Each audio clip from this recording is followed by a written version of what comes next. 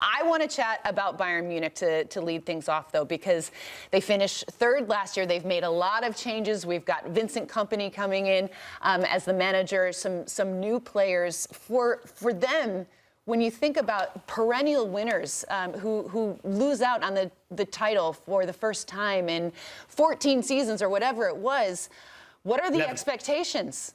What are the expectations for Bayern Munich this season? Well, they have to win their crown back. There is no two ways about this. They have to win the league. They have to win it in style. They should make it to the final of the German FA Cup as well. And of course, in the Champions League, they always have to go deep in the competition. So only those three things for Vincent Kompany. Very few things in his in tray. Also rebuilding the squad, changing the style of play. I mean, there's a lot of stuff going on. But at Bayern, you don't get time to develop. You have to win and develop the team at the same time. Now, I think the good news is that they have made some good changes, brought some players in that they really could have done with last season. And they should be, on paper, in a much stronger and better position than they were to win the title. Right, on paper is one thing. What have you heard, Rafa, about what Vincent Kompany's trying to impose at Serie? Is there an ideology that he's going full throttle with these type of players? Yeah, I mean, we have very limited evidence so far, but what we've seen, especially in the test game against Spurs in South Korea, and I'm looking forward to seeing them again in London on Saturday, the same two teams, is actually a lot of pressing. Against Spurs, they played man-to-man pressing all over the pitch, super intense. Combined, of course, with the kind of possession game and passing game that you expect from Bayern, that you'd also expect from somebody who's learned his football to a large extent at Manchester City. So I think combining the kind of Bavarian way of playing with high energy and high pressing, as we saw successfully with Jupp Heynckes and Hansi Flick, with the principles of Guardiola, from Guardiola himself, and now from Vincent Kompany, one of his mentees, I think should make for a pretty exciting combination. Of course, you need the players for it. I think Bayern still want to add one or two players, both at the back and up front. But if you, again, on paper, if you make the case for the vision, if you will, I think it could well be a great fit. Rafa, when I think of Bundesliga, I think primarily of transition, the transition game. I know when Pep got the job at Bayern, he adjusted and made his Bayern team much more of a transition team. Do you think we'll see that much of a change? Or do you think what you've seen so far in preseason, it's going to stick to what we've seen from Kompany in the past? Well, I mean, Kompany, I think, is still a young coach whose game is developing, who will adjust both to Bayern and to the league. The thing is, when you are Bayern Munich in the Bundesliga, you will have the ball, because the other teams, they might try to press high, but they're not going to dominate the ball against you. So, of course, you need to change quickly. You want to hit them if you can in a quick game, but most of the time you will be coming up against deep defenses, and your solutions have to come in possession. And that's where Bayern, even starting from the build-up, had some real weaknesses over the last 2 years. The passing game wasn't crisp. The rotations up front didn't really work. And they relied a lot on Harry Kane, and before that on Lewandowski, to paper over the cracks. And I'm looking forward to towards a more developed, a more refined style, going back to those Guardiola possession principles, but without giving up on the energy and the pressing that Bayern have done so well under a series of managers recently. And Thomas Müller has already come out and said, I love this style. I love the fact that we press all over the pitch, because in inverted or in brackets, he didn't say that. Under Tuchel, it was a bit passive at times, and Bayern had a very big pitch, because by the time they won the ball back, they had 40 meters, 50 meters towards the other goal, and that I don't think that's really Bayern's game. Wow, Rafa, footballers moaning about running. How am I surprised? No, Rafa, no, he loves it. He loves it. Taking it away from Bayern Munich now, looking at the other teams that will be in the conversation, you talk about like Dortmund and Leipzig.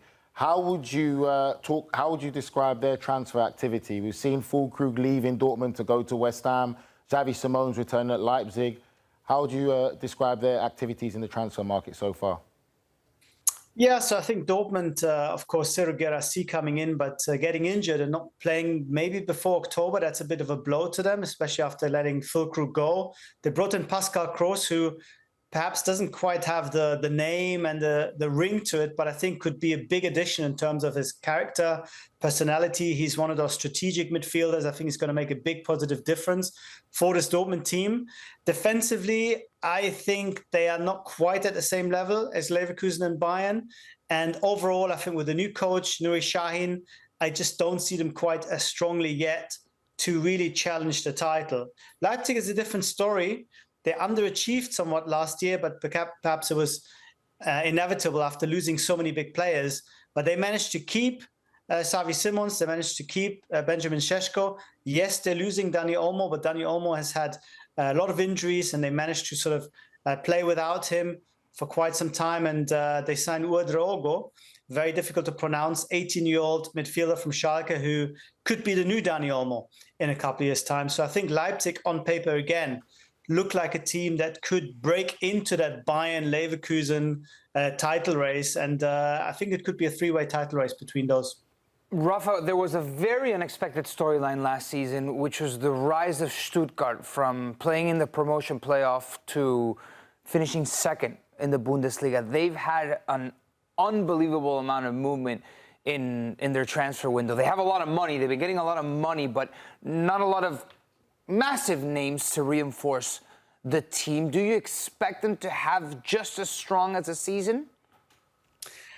It's hard to imagine that they were going to be as consistent and as strong because, as you said, they lost big players. They lost Guirassy, they lost Waldemar Anton at the back, they lost Ito at the back as well.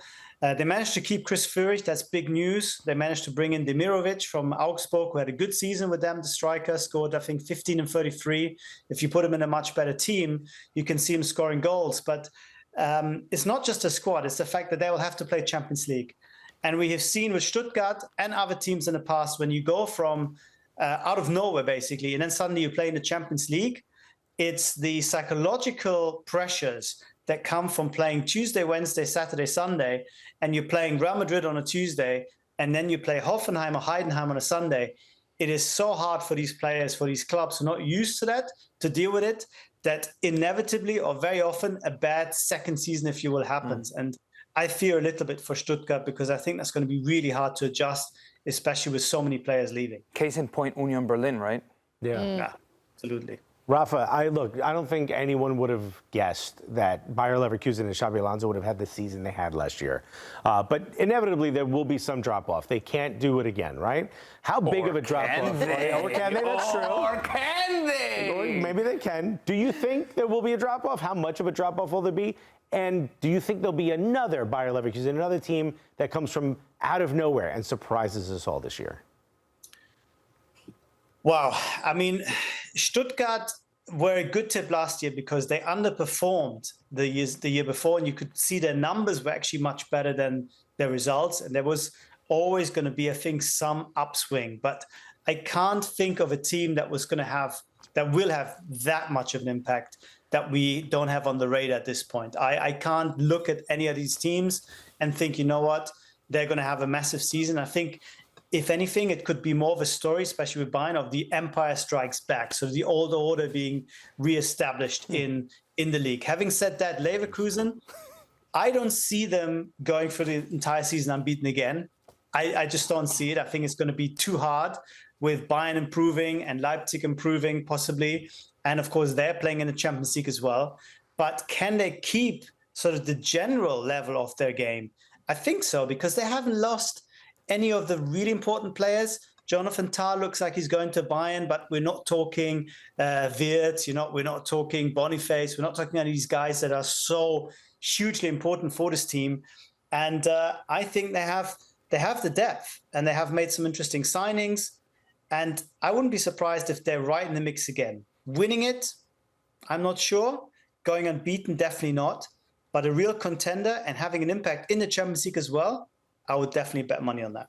Yeah, certainly. All right, I want to ask about Pellegrino Matarazzo.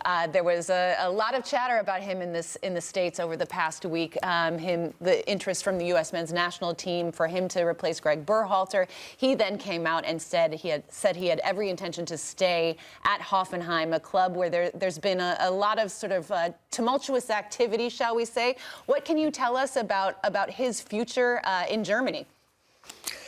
Hoffenheim is not a happy place. They just fired the sporting director. They fired 3 more people from the leadership. Matarazzo, I don't think is somebody who is hugely popular in the dressing room. We saw Andre Krumich coming out and saying, I don't subscribe to all these rumors that we don't like him. And I'm not saying the team doesn't like him, but there hasn't been much of a development. And I think he is maybe a manager who needs a different challenge. And I think that's where those stories come from, even though he's denied the fact that, he wants to leave and maybe doesn't want to leave at this point. Maybe he doesn't even have a firm offer from the US, but it's such a volatile place at the moment, Hoffenheim, that I think you wouldn't blame any manager for perhaps thinking maybe there are other options out there, especially if it comes around as big a job as the US men's national team. So I fear a little bit for him. I think he's going into a season probably thinking it's going to be hard to maintain the results. They finished in a very credible position in the top half of the Bundesliga. So I think it's going to be difficult to do that again, and also to find the solidity, the security in his job when you don't even know who the next boss is going to be, because at the moment we only have an interim sporting director, and Frank Kramer, who used to be a coach himself. So he doesn't even know who he's speaking to when it comes to signing new players or what the future is. So I think it's going to be a very, very difficult season for him.